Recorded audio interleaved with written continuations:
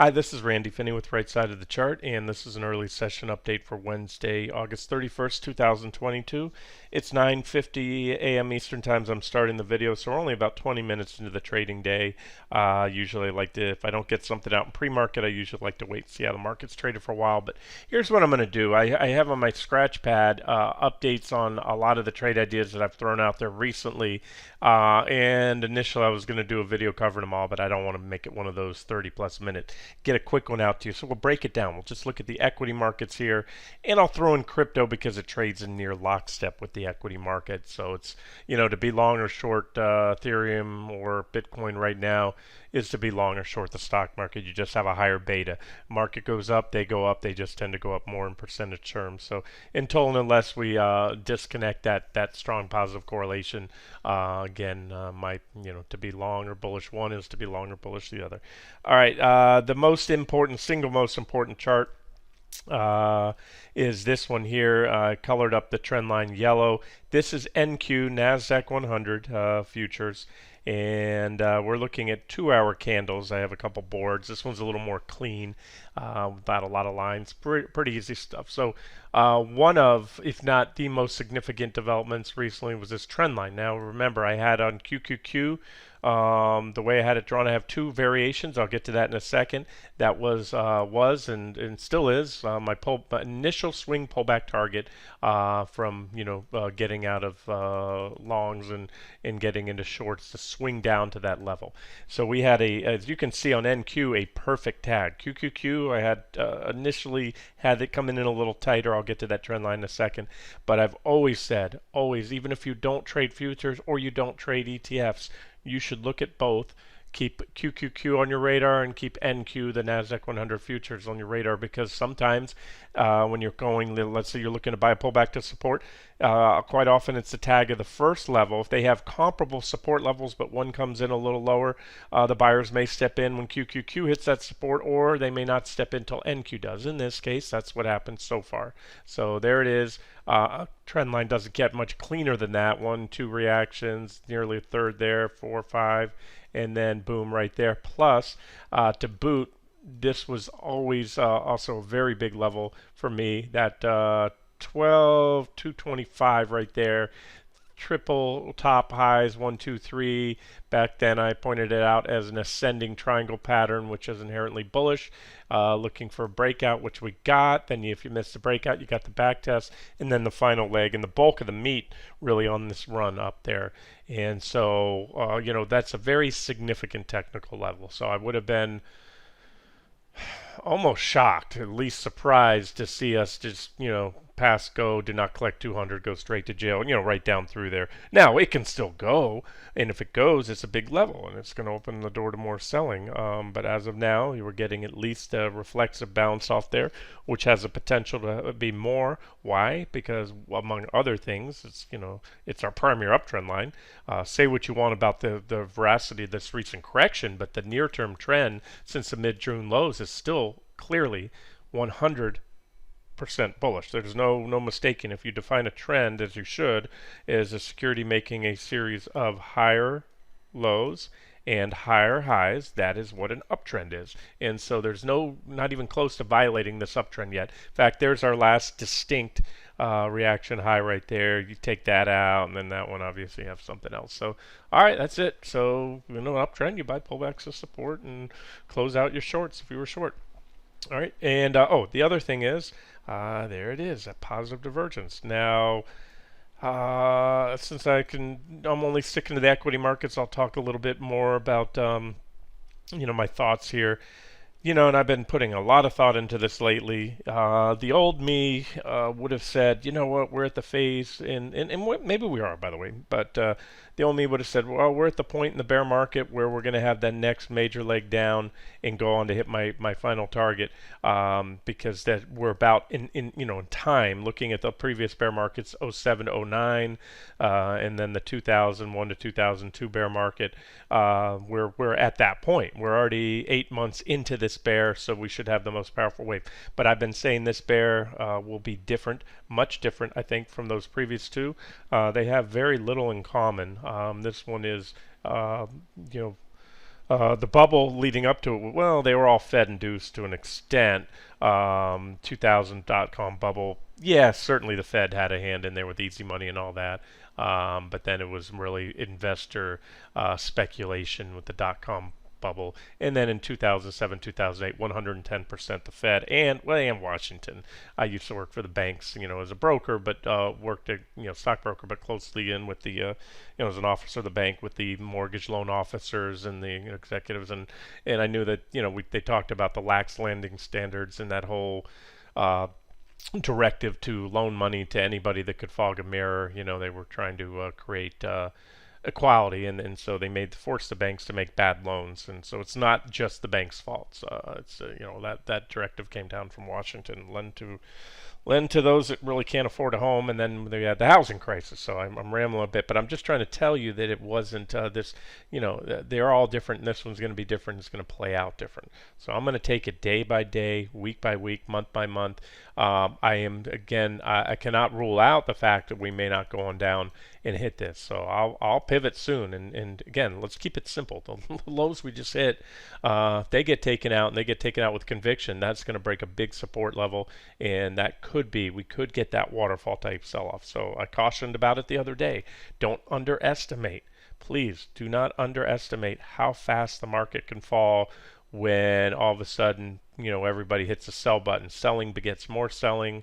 Margin calls are hit. Hedge funds, pension funds start dumping, shoring up, trying to stem the losses, selling equities, buying put protection, blah, blah, blah, blah, blah. And that's where you get these. So just don't forget what happened right here. And then study history. Go back to 2007, 2008. Go back to 2000, 2001. And look at those drops. Okay, so that's just kind of my lessons learned kind of thing, and they're super profitable to trade, but they're super painful to be long if you think the market must do one thing or the other. So I'm just saying, stay open. As of now, like I said, long and strong. This is the QQQ 60-minute chart here. This is how I initially had that trend line drawn. And if you look at it this way, then we broke it, we undercut it a little bit, but remember, this was always and still is a very, very big level. It's a support zone. There's one gap, and we hit the top of that gap the other day. That gap was from late July right here. See that? And that's what we hit. Now, as I said, you can also take this trend line, which I've done, tighten it up a little here on those recent lows, come capture the bottom of the candle from July 14th right there, and then basically you hit the trend line and you bounced, right? And this is what I call the benefit of the doubt. All along I probably should have had a BOD line, but that's what it is now. I have no qualms in modifying my trend lines. I'm not, trading. Like I say, the charts are dynamic, and so is my analysis. So that's it. Pull back to support. It has been a heck of a drop. We caught nearly all of it. Me personally, I've been highlighting here. I got out, started getting on my longs a little early, and that was fine. I unwaveringly stayed short. Added to those positions, scaled in, and milked the bulk of that down.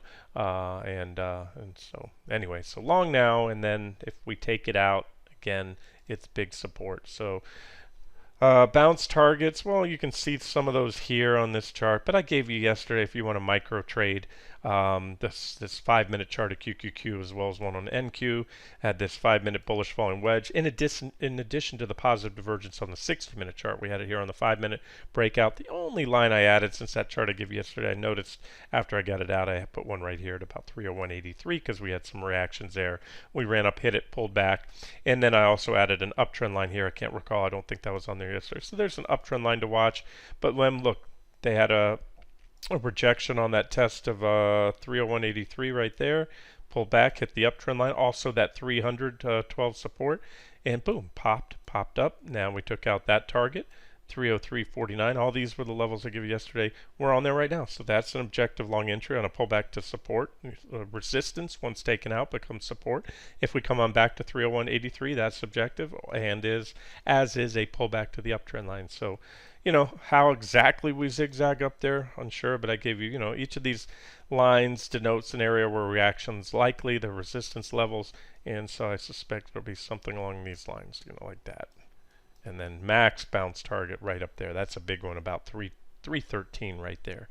If we get there, I will be closing any swing longs or even day trade longs. I'm in and out all day. I took a long the other day, and then when the flags started playing out, got out of those longs, went short for a bit, hardly made anything, back to and then flipped back to long again, as I said, on those levels there.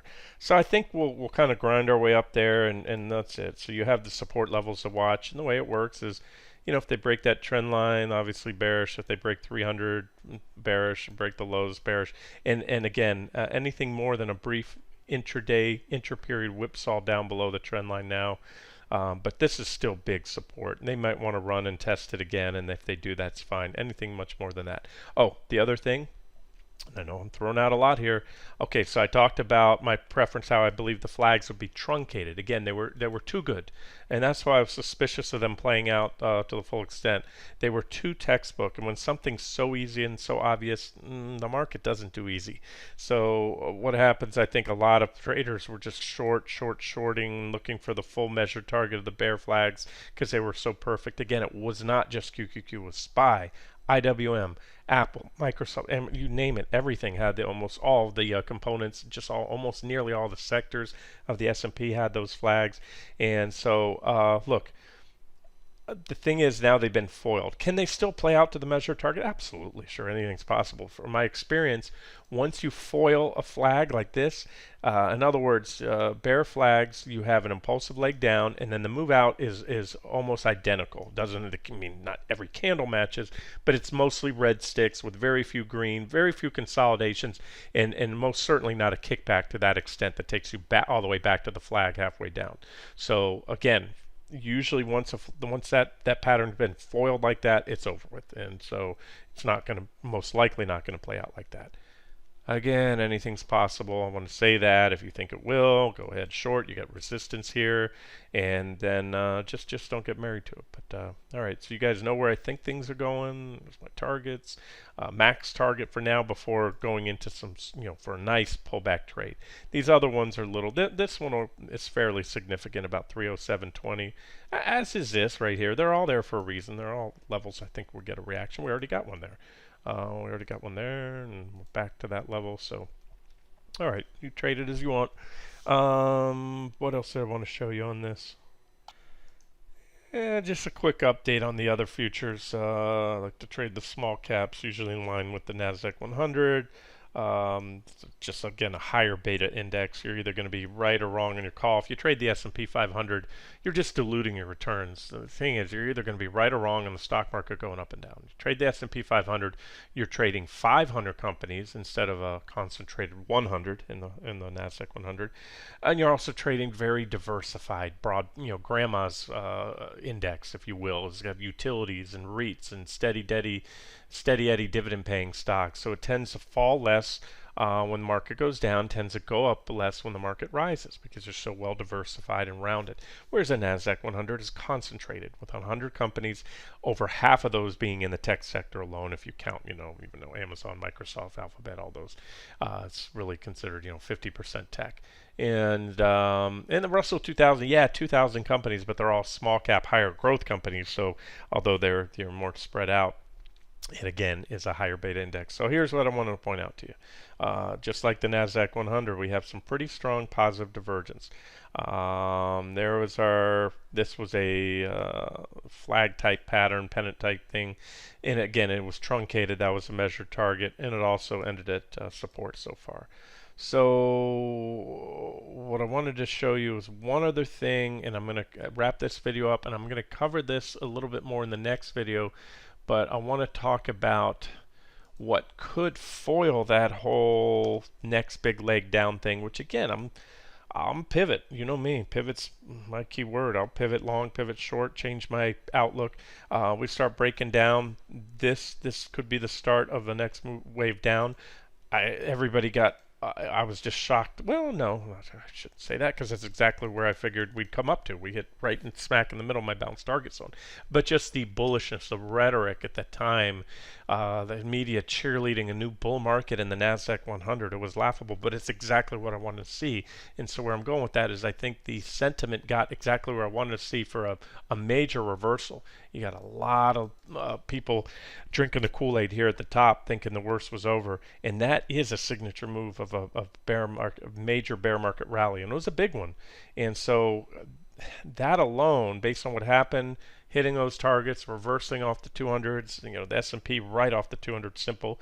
I told you QQQ split the crosshairs between the 200 exponential and the 200 simple, and then right there, and you had the false breakout bull trap that's circled in white. The fact we took out the downtrend line, it was all so far it's played out perfectly. So again, we'll just watch support, and if we start to break that, then yeah, maybe we're going to take another leg down. But let me show you now.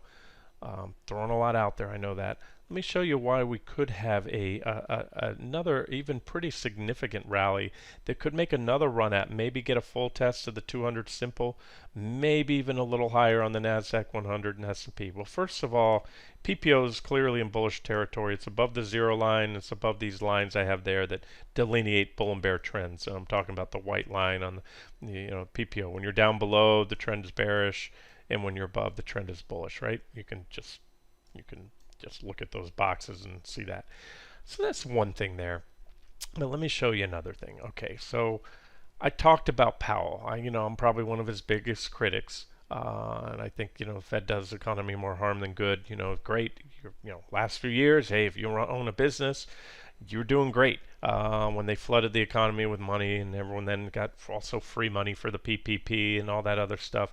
But that's not good in the long term. It's going to create, the bigger the bubble they blow, the bigger the drop in the recession and the bear market when it finally comes. So with that being said, I told you he came out the other day and he's just short and sweet and very hawkish on his rhetoric, and the Fed and all the Fed governors have spoken since have reiterated we're going to continue to raise rates until inflation's even if we're going to, and they went so far to say they're going to they got to bring the economy down, instead of just saying we're going to raise rates to curtail inflation. They said they're going to take it to the point where it's constrictive or constricts the economy. And so that's where you got this little thing here. Okay, but first of all, number one, like I said before, it's all rhetoric right now. Yeah, they've raised some rates, but we're still at a extremely accommodative. You look at historically and look where the federal funds rate is, especially compared to inflation, and it is very accommodative. So right now they're trying to jawbone the market down. If the Fed was really dead serious about it, they'd come in with an intra-meeting rate cut, or they'd come in with a 1% instead of these little half percents that they've done. As big as it sounds, when you come off zero and you take, rates, we're still back where we were. I mean, you can look at it yourself. You can look at the 30-year bond, or look at the 10-year yield. 30-year mortgages tend to actually track the 10-year better. And you just go back in time and see where we were. Here's a weekly chart. I'm just going to turn off all the lines here and show you. This is the interest rate on the 10-year Treasury bond. We are today where we were right here. See where my crosshairs are? Right before COVID hit, right? Where we were back in 2013, 2014, where we were back in 11, 2010, 2009, even the last financial crisis, which was the beginning of their easy money policies. So this is where got to go back here. The last time inflation was at this rate was right here when we were growing at this rate. Okay, so they're still extremely easy. So don't drink the Kool-Aid the media is saying, giving you, or what the Fed's saying. So if the Fed was really serious about this, we'd be coming in with much higher rates, and they're doing all they can. This is max hawkish for Powell because it's in his nature.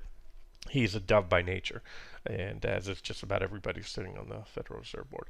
All right, but here's what I'm looking at, guys. Here's a chart of TNX 10-year Treasury. That's about to break, but more so, and I'll get to my point. I know there's been a lot around and round and round. Here we go.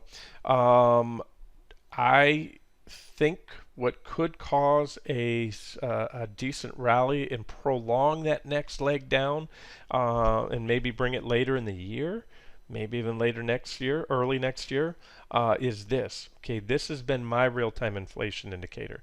Something Powell could have looked at early on, because he was just, transitory. No. Go to the grocery store, Jerome Powell. Go order a car or a boat, or try to get your dock redone. I've seen the estimate to redo my the dock. It's insane with lumber prices. I'm talking about a year ago.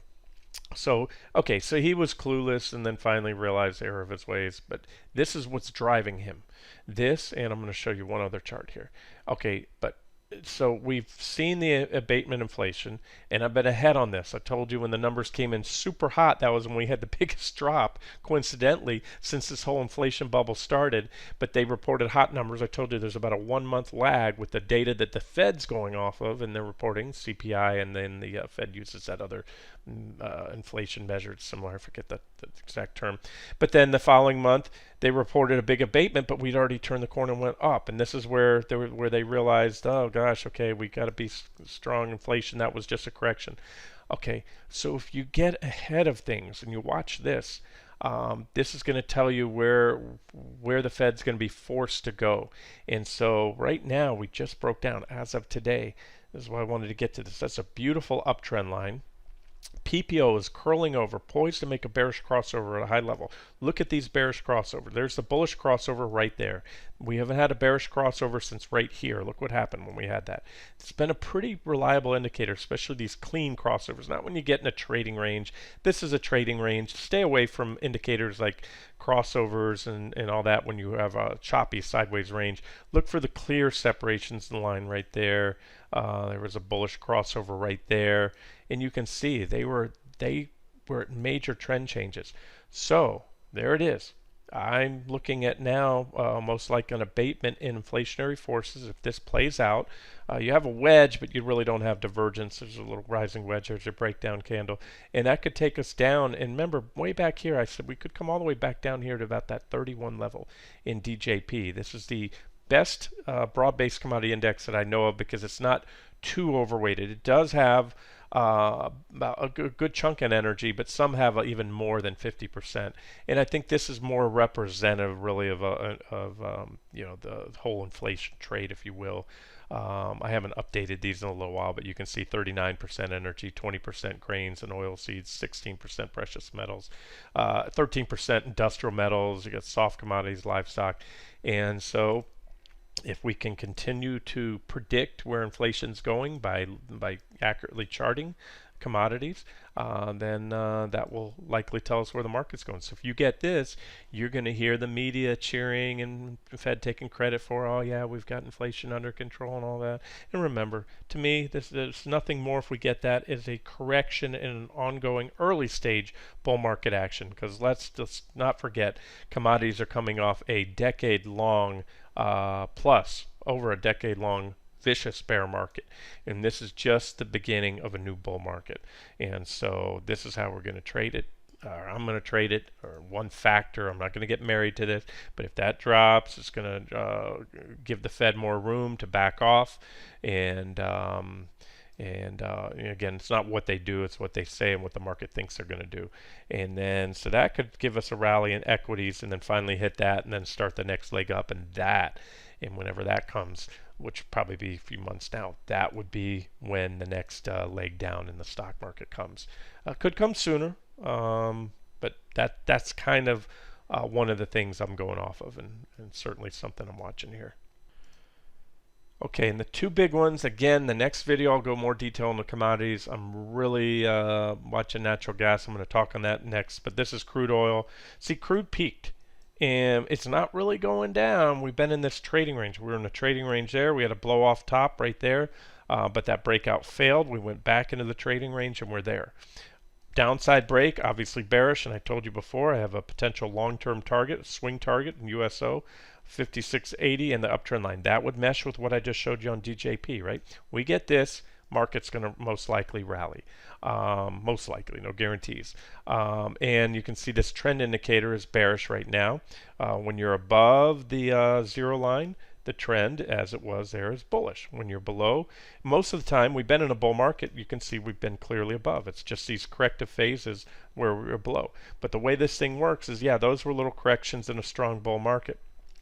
But when you're below the zero line, not only is it a great trend indicator when that white line crosses a 90 EMA, but when you back test it from below, quite often it'll act as resistance. You get rejected. So this is kind of my working theory right now, what I'm looking at there.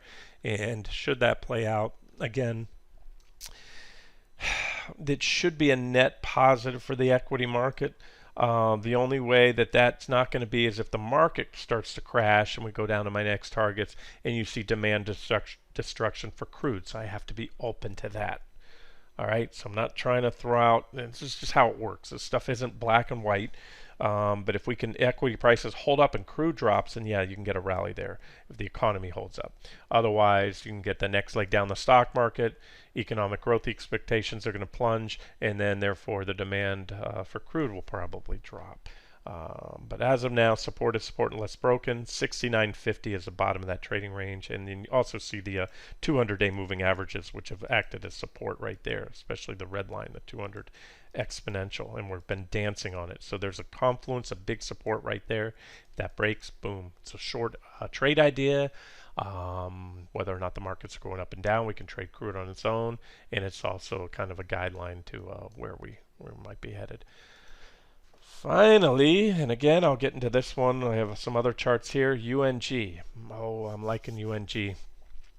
This is a very tradable commodity. Call it the widowmaker.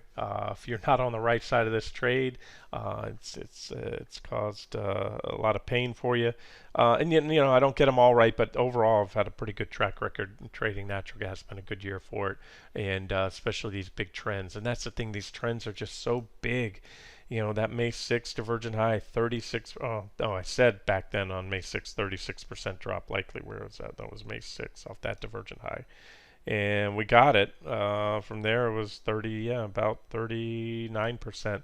But we pushed up. You can see we've had a series of divergent highs. Divergent high 1, correction 1. Divergent high 2, correction 2. Divergent high 3, the big drop.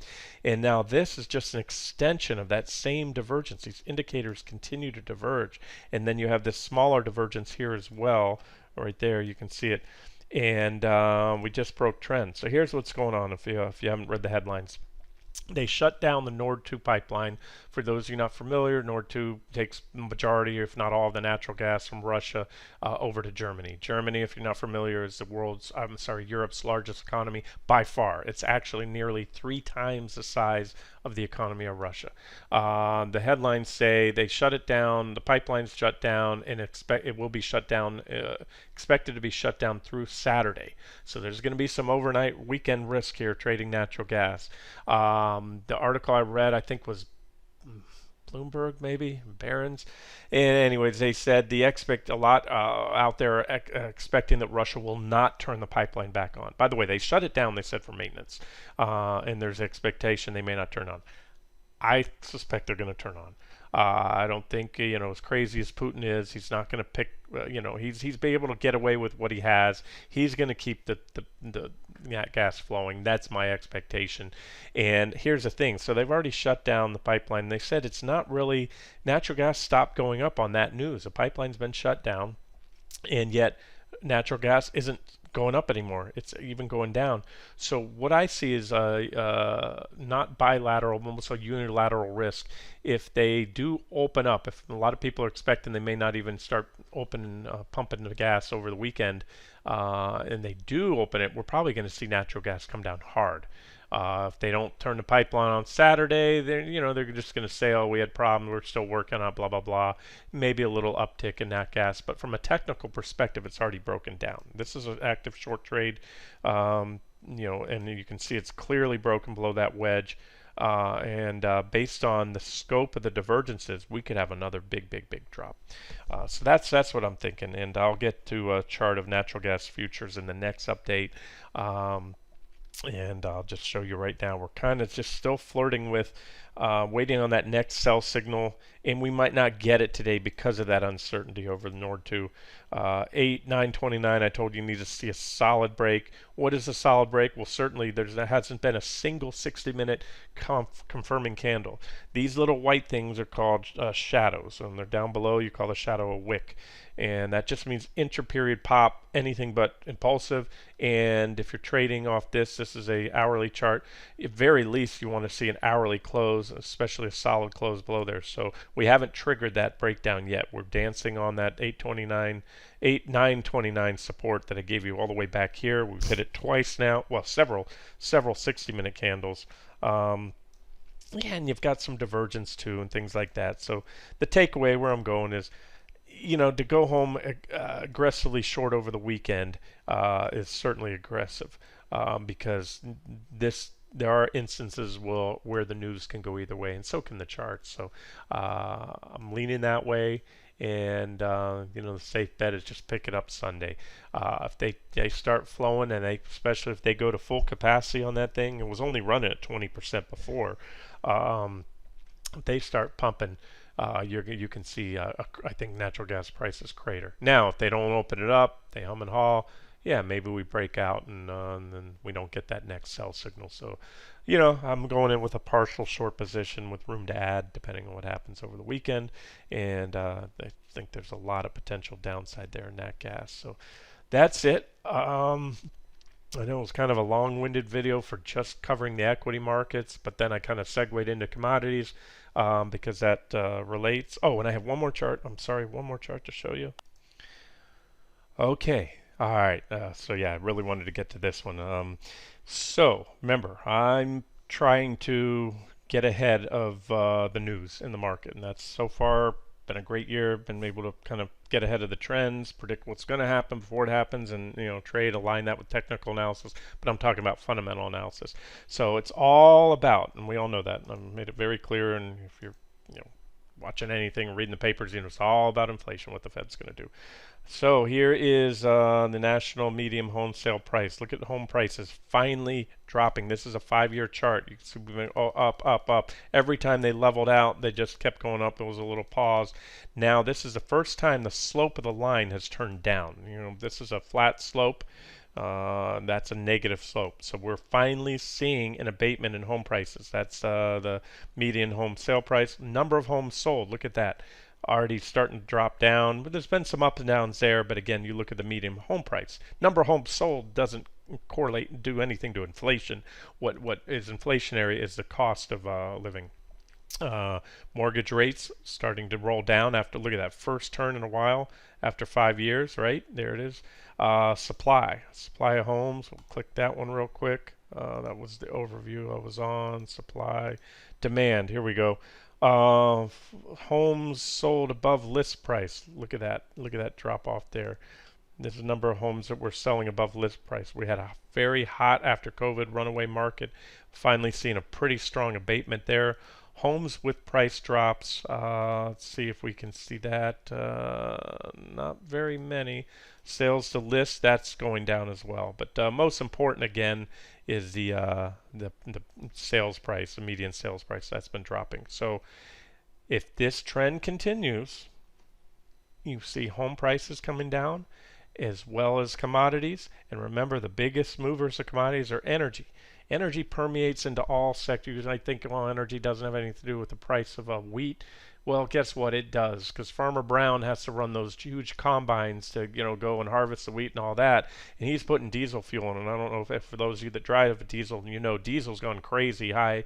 For a while there, it was cheaper than gasoline. Now it's a lot more, and so those things, also. It trickles down. The energy cost trickles down into just about everything, including building a house. The lumber doesn't just come from the forest into the get delivered to the job site. It's a lot of energy to harvest that lumber, transport it, and so we'll watch energy closely. Is the bottom line. It all trickles down. Okay, guys, I'm going to end it here. We'll see what happens. And again, I just made a case what I think is going to happen, and we'll stay flexible and watch those charts, watch those levels. Near term, I'm looking for some more upside, and it could be if that starts to pan out, and I think we're going to get some traction, I'm going to be watching commodities. I will add additional upside targets. Those 5-minute targets I gave you yesterday on NQ and QQQ are just very near-term, short-term bounce targets, and this is what it looks like on. And those are the targets I gave you on NQ right there. 10-minute chart. Let me show you that too. See, there's that level right there. See these lines? That's that comparable max current bounce target, if you want to call it that. I gave you on QQQ. It's a pretty big level where I said I'd be, if I am long at the time, be reversing just below that level for a likely pullback. All right, I will wrap it up here. This has been Randy Finney with Right Side of the Chart. Have a great day.